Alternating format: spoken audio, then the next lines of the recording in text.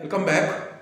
Now, today's topic is again organic chemistry. I keep on watching people on informal social sites and all that organic chemistry is the issue for young mind. So, I will take up some small topics there where you can realize the importance of carbon and its compound. And we start with very basic thing. The earth evolved due to simpler elements like hydrogen, nitrogen, oxygen, and then led to formation of small little microorganisms, and then little single celled ones, then multiple cells, then vertebrates and higher vertebrates. But they are all made of, we are all made of certain elements. If you talk about bone and denture, it is phosphates of calcium. Then you talk about the energy providing compound, that is glucose, carbon, hydrogen, oxygen. Then the protein in our body, then we are made of protein, carbohydrates. So carbon forms vast number of compounds. Now, why does carbon forms vast number of compounds? First of all, why do we need to study carbon compounds into different branch of chemistry called organic chemistry? We will start from here. So let us see. This is glucose and this is calcium carbonate. Both have carbon, but this is from inorganic source. This is from inorganic source. But this is from organic source. Organic is life. Plant, animal, other sources where life like microbes. Small little things have organic chemistry into it. For example, this frame, this is made of plastic. Plastic is a polymer. Poly means many, mere means unit.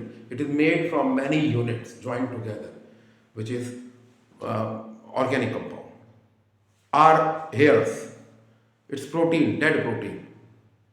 Nails, the fabric we are wearing, the sole, the shoe, the socks, the raincoat, the toothbrush, the toothpaste.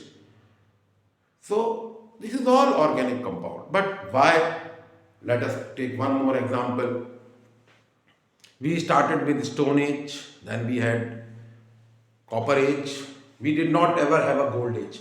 Gold is the worst metal which could happen to chemistry and evolution of mankind. Gold is costly, that is the economic issue. It does not oxidize and rust.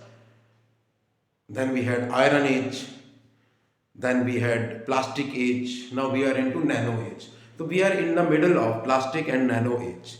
Small little things. We started with PC. Then we had now we have Android phones. At some time later, maybe some semiconducting material would probably give us some tool in palm top or something, some circuit electrically sensitive paint or something like that. I'm not very sure where will the mankind take all these things up to, but we need to focus here.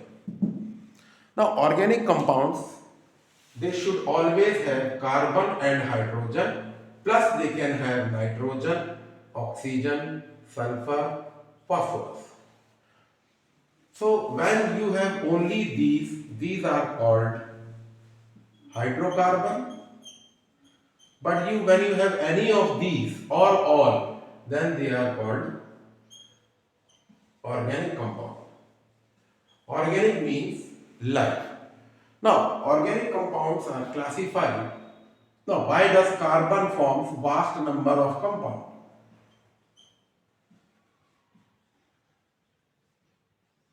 Because carbon undergo catenation. Carbon shows tetravalency. They also undergo, organic compound also undergo isomerism. They have different type of hybridization. Then ionization enthalpy for carbon is quite high. So there are the 5-6 reasons where we have organic compounds vastly made from carbon. Now, coming further, how do you classify organic compounds? So, organic compounds can be classified as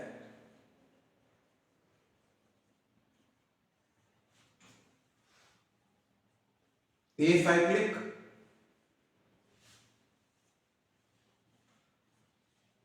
cyclic, acyclic are saturated and unsaturated. Acyclic means not cyclic structure but straight chain or branched. Straight or branched, acyclic. And cyclic in which you have ring structures. You have closed structure. So they can be homocyclic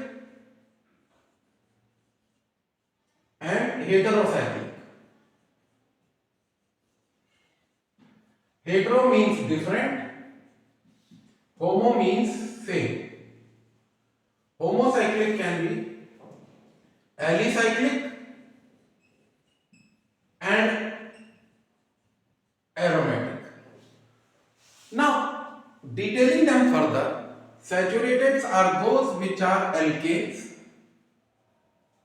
Their general formula is CnH2n plus 2 and they are manifested by carbon and carbon single bond. In this case, you have either carbon and carbon double bond or carbon and carbon triple bond. So if they are multiple bonded, double bonded, they are called alkene and their general formula is CnH2n and n value start from 3 to 3 and 4. So alkenes are starting from 2 carbon, alkynes are, they have general formula CnH2n minus 2 where n stands for 2, 3, 4 and so on. Saturated are carbon and carbon single bond and unsaturated are carbon and carbon double bond. Now when we talk about homocyclic, they are alicyclic, that means single bonded, like cyclopropane. But aroma stands for smell. They are benzenides and non-benzenides.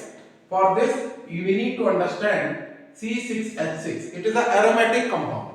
Aroma stands for smell, like carbon, carbon, carbon in a hexagonal ring, and alternate multiple bond, which we will study in hybridization someday, that how, what account do we have for delocalized pi electron system. Now hetero means different, that is some other atom other than carbon. For example, pyridine.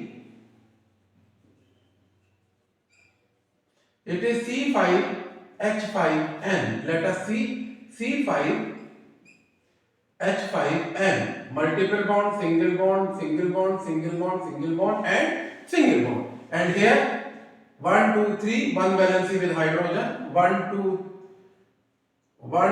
3, 1 valency with hydrogen. 1, 2, 3, 1 valency with hydrogen. 1, 2, 3, 1 valency with hydrogen. This is pyridine. Hetero means different. There is one other atom other than carbon in the ring. Aroma stands for smell. They are benzene. Alicyclic is when you have single bonded carbon in the chain. Alkyne is carbon carbon triple bond. Alkene is carbon and carbon double bond. Double bond. Triple bond. And here it is saturated. Now, this is the canvas. And now, what is the catch? Why did I introduce this topic? Because as a beginner of organic chemistry, you should know A. Why are organic compounds are so vast in number, and B. How do we classify them? Whenever there is a beginner who is studying chemistry, organic chemistry, he or she must start with this point, that you will study preparation properties of saturated hydrocarbon, unsaturated hydrocarbon, and so on and so forth. Thank you. Watch out for the videos next for alkanes.